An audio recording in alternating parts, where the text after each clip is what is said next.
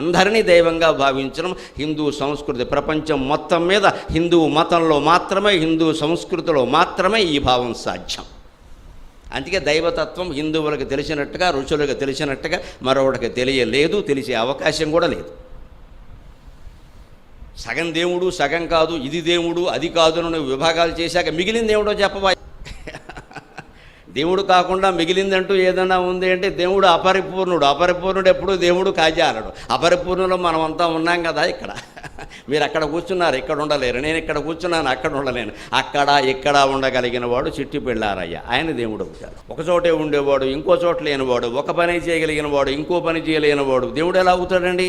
పరిమితంగా ఉండడానికి మనం ఉన్నాం కదా ఇక్కడ. దేవుడు అంటేనే సర్వాంతర్వ్యాపి, సర్వాంతర్యామి. దేవుడు అంటేనే సర్వజ్ఞుడు, దేవుడు అంటేనే సర్వశక్తిమంతుడు.